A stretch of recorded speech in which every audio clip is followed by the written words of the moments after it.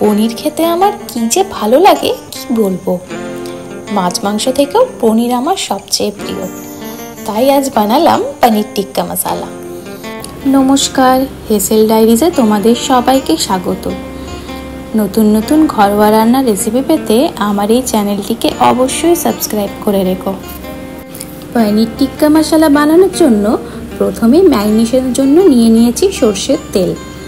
তেল গরম করে যখন এরকম স্মোক উঠবে তখন গ্যাসটাকে বন্ধ করে দিতে হবে 10 থেকে 15 সেকেন্ডের জন্য। 10 থেকে 15 সেকেন্ড ওয়েট করে তেলের মধ্যে দিয়ে দিতে হবে 1 চামচ বেসন। বেসন দেওয়ার সঙ্গে সঙ্গে কিন্তু বেসনটা এভাবে মিশিয়ে নিতে হবে, না হলে দানা দানা রয়ে যাবে।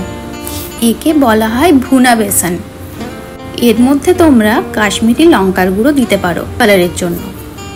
এই ভুনা বেসনের টেক্সচারটা ঠিক এরকম হবে।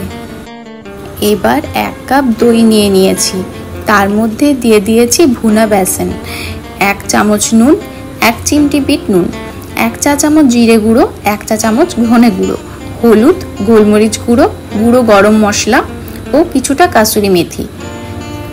সবগুলোকে একসাথে ভালো করে মিশিয়ে নিয়েছি। এবার ওর মধ্যে দিয়ে দিয়েছি আদা, রসুন ও লঙ্কা বাটা, দিয়ে ভালো করে মিশিয়ে নিলাম।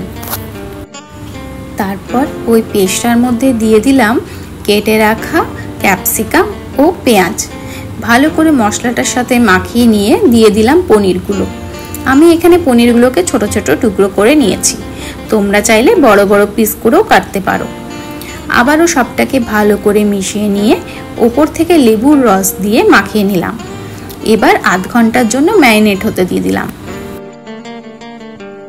আধ ঘন্টা পর সাদা তেল দিয়ে তেল গরম হলে তার মধ্যে দিয়ে দিলাম ম্যারিনেট করে রাখা পনিরটাকে।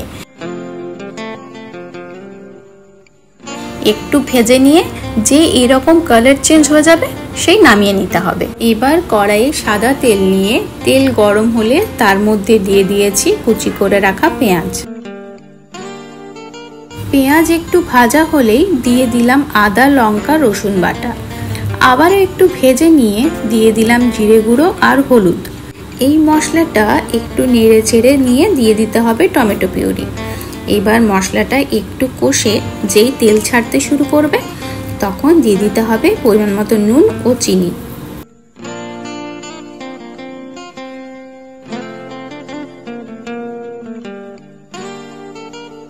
আবারও নেড়ে চেড়ে পরিমাণ মতো জল দিয়ে ঢাকা দিয়ে দেবো 2 থেকে 3 মিনিটের জন্য। 3 মিনিট পরে ঢাকা খুলে দেখো মশলা থেকে তেল ছেড়ে দিয়েছে। এবার ওপর থেকে গরম মশলা গুঁড়ো দিয়ে নেড়ে চেড়ে দিয়ে দেবো পনিরটা। ভালো করে মশলাটার সাথে পনিরটা মাখিয়ে নিয়ে আবারও 5 মিনিটের জন্য ফ্লেম কমিয়ে ঢাকা দিয়ে দেবো।